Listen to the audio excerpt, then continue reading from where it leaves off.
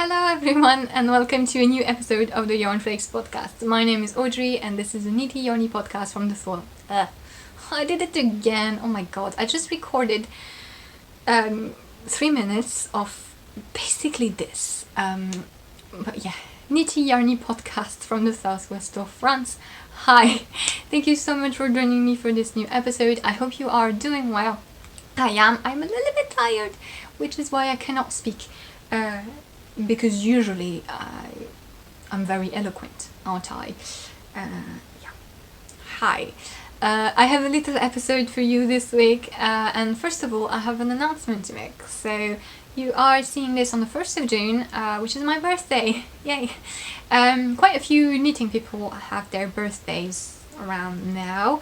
Lerga from Fiber Tales is tomorrow on the 2nd, so you can go and annoy her. In any case, it is my birthday, so I decided to host a little birthday sale on Ravelry. So all my designs that are published on Ravelry are currently 28% off for this first week. Again, for the first week of June, so until Sunday. Basically, it's code 28 and it gives you 28% off any of my designs that is on Ravelry, including this new one which I'm about to present to you.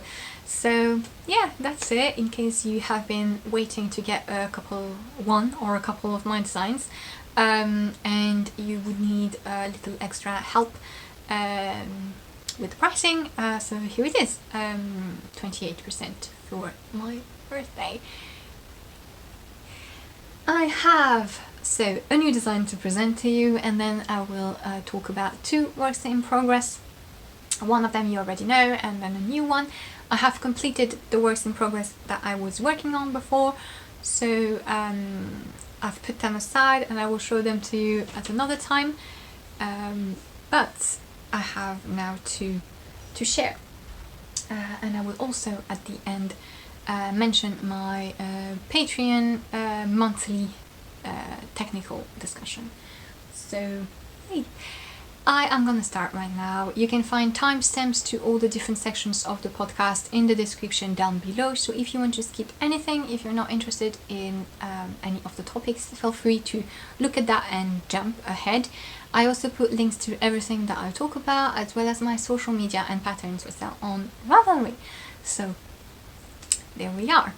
I'm gonna start with the new design that I have just published on Ravelry, and it is the Junie cardigan. So it is this little summer, very light and airy raglan cardigan. So it's an open front cardigan that you need top down, and it has a rather tight neck at the back because I wanted it to be open, so to have like a wide opening at the front, but I didn't want it to fall off the shoulders, which I know is something that happens with some cardigans. So I tried to avoid that. It worked for me and it worked for my testers, so that is something that I am really happy with. You knit it basically flat.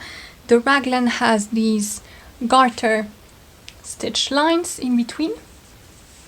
It's just 3 stitches of garter stitch along the increases. You increase for the fronts here a little bit until you reach the desired width. Then after you split body and sleeve, you have this garter lines that continue from the raglan down basically at the sides of the body. You knit the body straight for however long you want, and then I have put this teeny tiny lace detail. So this is a really small lace motif. It's the horseshoe lace, which is like the very simple classic motif. I have just placed it between the 2 garter lines, so it's just on the sides of the cardigans for me. And then you pick up the sleeves, knit them in the round, down, however long you want, and I have repeated again the little lace here. When I first showed you the design when I was working on it, I had done 2 lace repeats on the body, but I then found that with my yarn, which I'm going to talk about in a minute, I think it didn't look so well. Basically Basically, the line that is here made by the double decrease here at the center, when it was doubled longer, it didn't look so neat, and I didn't really like the result of it. But when it's just one, I just find it's really delicate, and I really like it. But the advantage with this design is that it is very easily customizable. So I wanted this design to be a very simple basic knit that had a little detail that you could tailor to your taste very easily, and so that is what I did. It's kinda in echo with my Nausicaa top, which is a top that I designed last year in June as well, which is a very simple summer t-shirt. And basically I kind of like for my birthday to release a pattern that is accessible, because of how simple it is and how you can make it to your liking. So regarding the lace, you can do 2 repeats, you can do however many repeats you want. Some of my testers did very, very different things. Some of them had the lace all over here from the armpit down. Some of them just made 2 or 3 repeats here. And with a yarn that has a little bit more stitch definition, it looks really cool. Some of them also put some lace here on the front or on the back. And for that they had to adjust the stitch count a little bit, but it's very easy to do because the lace motif is like less than 10 stitches wide, so it's very easy to adapt your stitch count if you want to do that. Obviously you can modify the length of the body, of the sleeves, of anything that you want. It's really, really easy to do because of the simple construction. The raglan itself is really, really basic. I didn't even put a table for this one because it's so simple. So really it's an accessible garment. I kind of wanted to do that as my gift for this little birthday sale. So yeah, the finishing parts of the cardigan are all in garter stitch. Basically you do some here at the bottom, at the end of the sleeves, and then you pick up stitches all along the front and the neck, and you knit this little garter stitch band. So yeah, this is the cardigan. This is what it looks like. It was folded for a long time, so it's not sitting exactly perfectly, but yeah, you can get an idea of what it looks like. So I used a lace weight yarn. I used Yak single lace by Les Petits Points Parisiens, which is a yarn shop in Montmartre in Paris, and it's the colorway Guimauve Speckles, so speckled marshmallow basically, and it's this lovely dusty pink with speckles of mustard, rust, charcoal. It's like a really, really nice, and it's a blend of merino, yak and silk in a lace weight which has 800 meter to 100 grams, and it's a yarn blend that I really like. Out of all the super soft typical blends that have merino superwash in them, I think this is my favorite because I really like the depth of the yak. I really like how it blocks. Basically, I have a stole knit in this vase as well. It's the Lucarne stole wrap, which was published like last year, I think. And it's just this vase in when you block it, basically the single thread, single ply, it just blooms really well. And basically I block it, and when there's lace I just pat it a little bit with my hands to spread it, and then that's it. You don't need to pin it, you don't need to use wires, it just stays really well, so it's really easy to block, and it just blooms and it opens, and it's just a really effortless yarn to use when you're knitting something fine and delicate like a stole in lace or like a very light summer cardigan. So mine is a bit loose, it's a bit airy, but it's a fingering weight gauge, so you can use a regular fingering weight yarn. This is not a problem. Some of my testers used cotton blend, some of them used more typical merino fingering weight. Then there was someone, I think, who used I think it's Holst Garn Coast. I think it's Coast. But yes. Yeah, the fly is still there.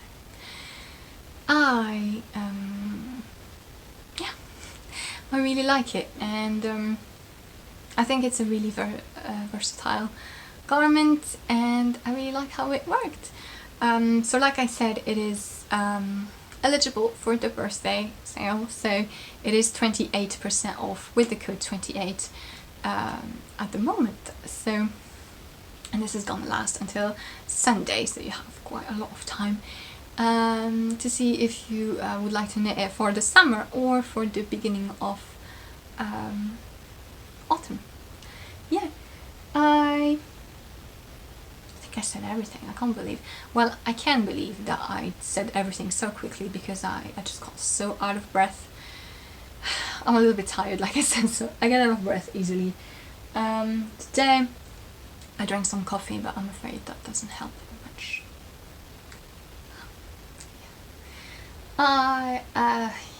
It's like because I blabbered about so many useless things in French. Oh yes, I wanted to say, I realized I never really talked about pricing.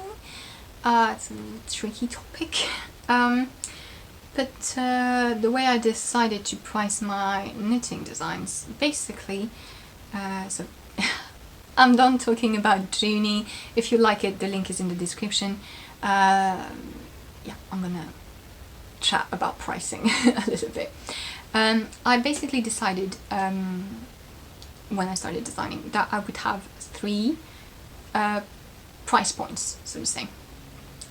Depending on how difficult a design was to design, because I felt it wasn't fair to price the same way a small accessory that was quicker for me to design, to have it be the same price of a huge garment with 10 to 12 sizes, with maybe texture motif to put in.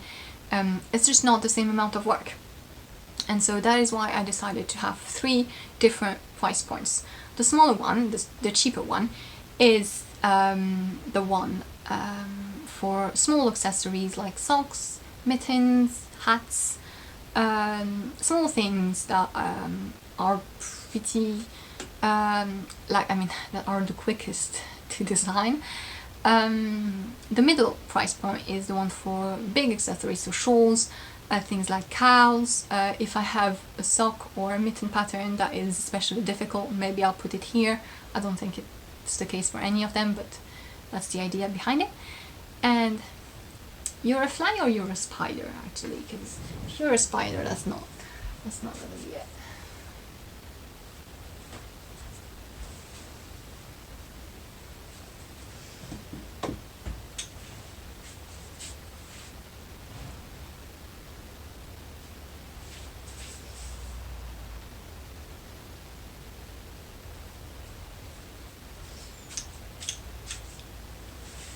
I have no clue what that animal is. It's really strange. I don't know what it is. It's gonna be there. And the largest price point is the one for big garments with multiple sizes. The things that are the most difficult and the most time consuming to design for me. So that's how I decided to price my patterns. Now, these categories are not fixed, meaning that if I have a small cowl that is really simple to design, I'm gonna put it down. And same if I have a garment that is much simpler to design because of its basic construction or because I'm really used to that construction. So basically, whenever I estimate that it's simpler for me to work on, that takes me less time, or that it should take me less time, because sometimes that's not really the reality, but the fact is it's a little bit, I feel when something is worth this or that category, basically this or that price point. So I tend to move things, and I kind of like around June releasing a garment pattern that is simpler, so that it's more accessible, both in terms of the project, because it's really easy to knit, and in terms of price, because I can put it below. And on top of that, you have the sale for my birthday, so that's kind of the plan for this. And this applies to Junie. Junie is really basic construction. Well, it should be basic. I kind of had to redo the neck thing a bit so that it would fall okay, but that is because I didn't do that many cardigan designs, to be honest. But yeah, technically it's a simpler design. It's a really simple chill knit, so it's in the middle category. Anyway, that was the little explanation. I don't know if you needed to know that, just wanted to share. So yeah, I'm going to move on to my works in progress, and I have to. I'm going to show you first a work in progress that I had put aside for quite a bit. Sometimes when I don't show a work in progress, people ask me what happened to it. I rarely undo or abandon projects. I only abandoned one project, which was a lace pie shawl, because the yarn didn't fit. It was the Evanstar shawl. I still want to do it, but I need to find the right time and yarn. But I very rarely abandon projects, mainly because I mostly knit for the process. Like, I am that person, I will knit stuff that I know I won't wear because it's not my style or anything. Because I have a very classic style, I guess, dressing wise, clothing wise. So I don't knit for my wardrobe. I knit because I like the technique, because I want to see how it's constructed, because I just find it fun. But I still try to be mindful of not doing something useless. I mean, it's not useless because I knit for the process of knitting, but in terms of the result, if I know it's not something I'm making to wear, it's fine, because I know I can gift it. So I usually have in mind, am I going to be able to give that to someone? And who.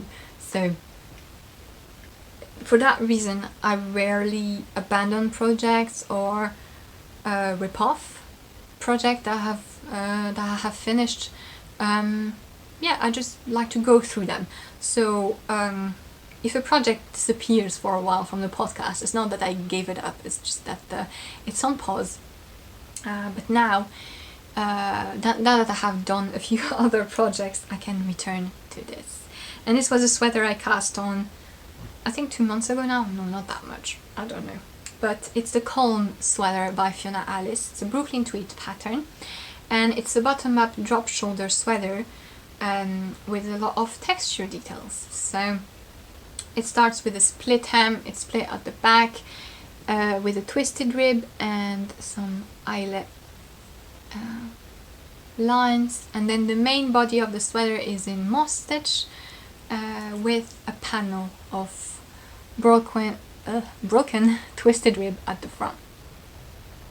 And then you increase at the sides of the body to have sort of bell shape thing. Basically the sweater is wider at the bust than it is at the bottom. So that is the Calm sweater.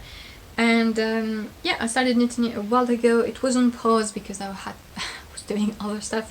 But now I am back to 2 works in progress, a personal one and a design, and I really need to stay like this because I just feel so much better when it's like this. So this is my personal project at the moment that I knit on when I'm done working. So yeah, and I'm almost done with said increases, and then I'm gonna have to knit until it's a certain length for the body. So yeah, I really like it. It just, even if it's double multi-stitch and you have to like knit purl, it just flows really well. I think like the yarn and the needles, I'm using the higher sharps. These are my favorite needles, and it just flies really well. I'm knitting it very slowly. Like if I have 4 hours at night where I can knit on it, I'm gonna do like 2 rows, maybe 3. So I'm quite slow, but I'm just really enjoying it. I don't know why. Probably because of how gorgeous that color is. So using Les Petites Potions, which is a French indie dyer. She just lives right next to me. It's her sock yarn, so typical merino superwash nylon, in amande grillée, so like roasted almond color, which is beautiful rust. I have a lot of rust colored yarns, in case you haven't noticed already, but I think this one's like one of my favorite shades. It's just rich and just smooth at the same time. I really like it.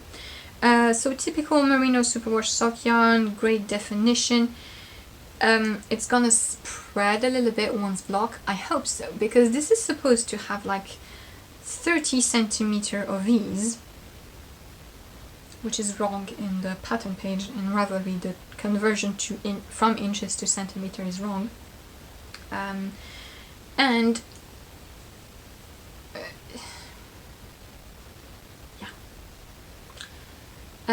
people in the project pages say that it looks tiny, but then when you block it, the multi-stitch and the rib open.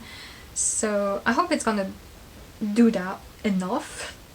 But it should also, because that type of yarn, like it's superwash, it's heavy, it's gonna spread a little bit more and drag and be a little bit like very drapey.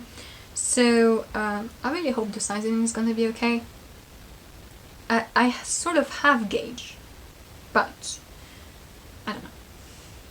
This just looks tiny. It's okay if it's not that big, but I kind of wanted something loose. But it's still gonna fit somehow. So it's gonna be okay, but I find it really beautiful, and like I said, it's really soothing to knit. And now that it's again my main personal project, I hope it's gonna go around quickly. Quicker. Yeah. So I think I said everything about this. I didn't advance much, like I said. I'm just doing the same thing over and over. The pattern is really easy to remember. Basically, you just have to maintain the moss stitch, you just have to maintain the rib panel, and it just flows nicely, and I don't even have to look at the pattern anymore, which is a good thing, because the way the pattern is written, which is the case for most Brooklyn tweed pattern, they make it so that it's easy to, like, so that it's short and concise and like all good, but this sort of makes it a bit off sometimes, and so it's not basically you have to go with the mindset that you will not depend on it, and this design is perfect to do that because it's very intuitive so far. So yeah, I am done with this one, and now I have a new work in progress that I wanted to share, and it's a new design.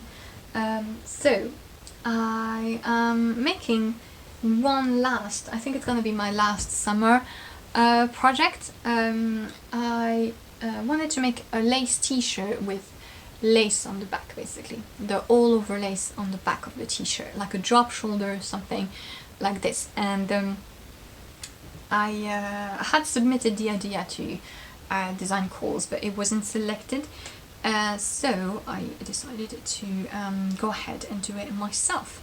So I have a little swatch here because I submitted it for publications, because let's be honest, this is the only case where I have a really pretty smooth swatch. So this is the lace I want to work with, and this yarn is BFL bamboo. It's the Maison Carlin Arts and Craft base, and I knew that if the design wasn't taken, I wanted to knit it in different yarn, which is BioBalance by Basic Garn, and this is the blend of 55% wool, 45% cotton, organic, goat certified, and it's a base that I really like at the moment. It's very soft, it has all the advantages of wool, but it's still a bit lighter. It has the heathered effect of cotton that doesn't take the color the same. This is the denim blue colorway, and it's just really nice. And so I have started knitting my tee, and I'm knitting a bottom up because I just find that for drop shoulders construction, I just find bottom up better. I much prefer it because it's obviously doable, but I just find the thing of like knitting the shoulders and this and this and then join everything here, I just find it a bit unnecessary. And I really like, especially for summer tops, which are a bit more loose, a bit more, it's just technically I'm just making a square. I just really like making them bottom up for some reason. So, and also with the lace here, the bottom is scalloped. So I wanted this scalloped hem to be at the bottom of the back. And I mean, you could knit the lace upside down, but then I realized this looks like little men. You have the head here, then you have the two arms here, and then you have the body and the legs. And I don't want that. I don't want that on my back. No little men on my back. So putting it in the right direction, it's like this. So this is the lace I'm going for. And I started knitting it, so yay! So this is what I have so far. The scallop thing is gonna look better once blocked, but this is here. You have the lace here. I think I did 1.5 repeats here. Yeah. Have a little pearl seam going on, and then at the front I decided to do stockinette. I considered making reverse stockinette, but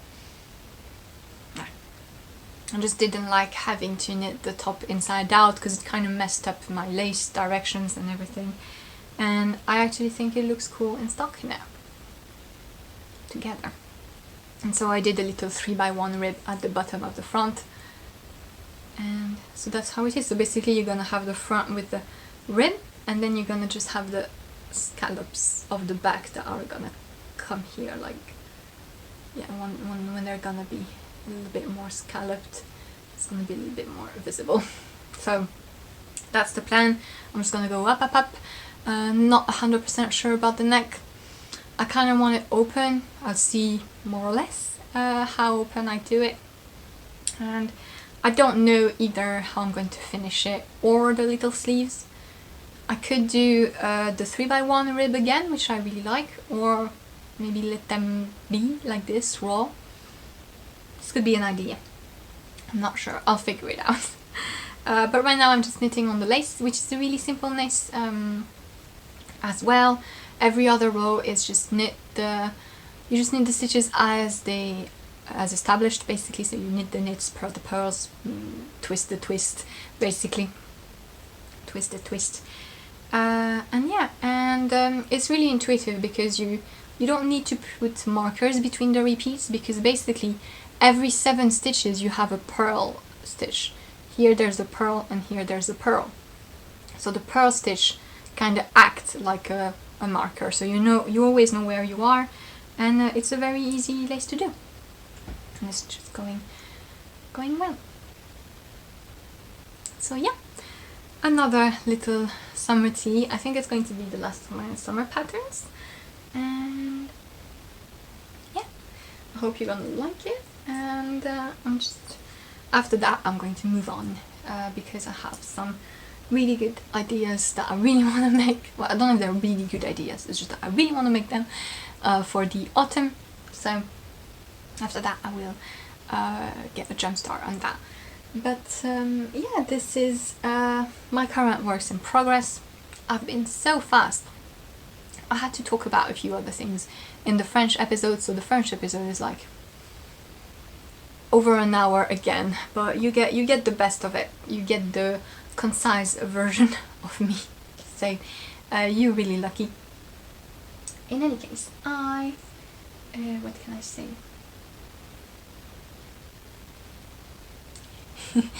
I wanted to talk a little bit about Patreon as well, because we are on a new month. So in case you don't know, I have a Patreon page where you can get my patterns. Basically, it's another way for you to get my patterns, and every month I put a new video there, a new monthly technical sort of discussion.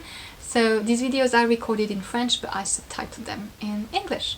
And this month's theme for Patreon is summer yarns. Basically, I talk about the summer plant fibers, so cotton, linen, hemp, silk, although it's a bit awkward, pencil, bamboo, things like this. So I just try to go a little bit over the different characteristics of these fibers, and also how they act in certain techniques. So in lace, what kind of lace goes well if you are with linen, how does it look, cables, color work, stuff like this. I also, in the next couple of days, I will put an article on Patreon about how to know that a design is suitable to knit in pure plant fiber, because I often get the question, is this doable in linen, in cotton, in this or that? And yeah, I think there's kind of a general idea that you have to use the same fiber type that the designer used for their sample. That is not necessarily the case. There are a lot of patterns who are suitable for many different types of fibers. And the thing is, if you are using a pure plant fiber, as long as it's a wool blend, you're pretty much fine. But if you're using a pure plant fibers, you do need to know certain things about how it's going to behave to make sure that you have the tools to make it work. So in this article, I am talking about the general things, like construction-wise, what works best for linen, what is to maybe avoid or keep in mind, so that maybe we can balance things out. What type of lace looks good in linen, what type of cables looks good in linen or cotton, because every time it's a little bit different depending on the type of plant fiber. So I explain all of that in that article, and I also did a Ravelry bundle of favorites. So I'll put the link below, because this favorites bundle is public, so it's got nothing to do with Patreon. Well, it's a little bit linked with that article. Basically, the article in Patreon is the theory, and then if you are looking for ideas for summer knits, you can check that on Ravelry. I have put a little collection of different garments, tops, summer tops, that can be knit in plant fibers. Because of their construction, because of their design elements, I know it will work. Pure plant fibers. Like, it's just a little selection. I've just been through the Ravelry summer tops search and selected those one I knew would fit. So yeah, there's a bunch of different patterns there for a ton of designers. I think I arranged it so that the first 12 designs in there are free, but then you have a bunch of different patterns to choose from. In case you are looking for a summer knit, this can give you some inspiration, and know that this works with plant fibers if you want to use them. And if you want to see the theory behind why does this pattern work in linen or in cotton, because it's not always both that work, there is that article on Patreon, and the video that's subtitled in English in case you want to watch it. So that's it for this month's Patreon theme. Like I said, it's also a way for you to get a pattern. Depending on the pledge that you do on Patreon, you get 1 or 2 patterns on the month, and you just come and go. You don't have to stay for more than 1 month, etc. So yay, this is I think all that I had to say so quick. But yeah, I hope you enjoyed this little episode. I just reminding you that there's my birthday sale at the moment. All my Ravelry patterns are 28% off with the code 28 until next Sunday. So go and have a look if you have been wanting to see one of my patterns for a while. And yeah, that's all. I will see you in a couple of weeks, I think, maybe 3, depends. But in the meantime, I hope you are all doing very well, and yeah, thank you so much for watching. Bye!